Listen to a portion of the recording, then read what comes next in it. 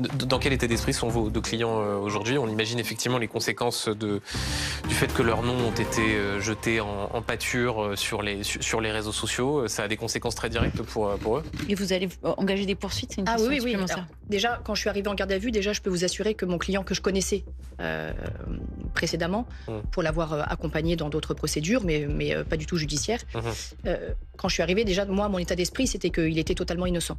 Après, bien évidemment, on peut aussi se tromper. Mais sauf que déjà, pendant la garde à vue, lui était dans un état qui était déplorable. C'est-à-dire que vous avez 23 ans, vous êtes pendant cette journée-là, en tout cas la journée du vendredi ou du samedi, vous êtes tranquillement chez vous en train de jouer à la PlayStation. Et puis ensuite de quoi, il se passe ce qui se passe et puis on vient vous interpeller en pleine nuit. Donc il était complètement abasourdi. On lui dit qu'il est placé en garde à vue pour meurtre sur mineur de 15 ans. C'est la qualification juridique.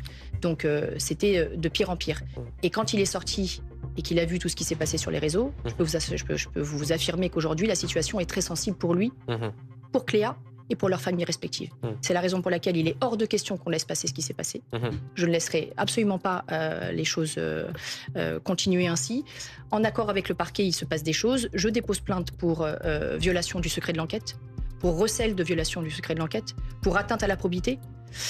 Je veux saisir l'IGPN aussi, parce que pour moi, il est certain qu'à un moment donné, la fuite, elle vient de quelque part pour pouvoir alimenter la presse écrite et les médias. Donc cette fuite, pour moi, elle vient à un moment donné de la police, pas forcément de la police judiciaire. Et je sais qu'ils ont fait un travail remarquable, mais peut-être du côté de la sécurité publique. En tout cas, je veux qu'il y ait une enquête qui soit dessus, parce que c'est inimaginable de laisser maintenant les choses comme ça. Et surtout, c'est pour aussi essayer de réhabiliter mes clients, mais pour éviter qu'il y ait d'autres victimes. Bien sûr. Je pense que je fantasme un peu, mais toujours est-il que je ne laisse pas les choses comme ça.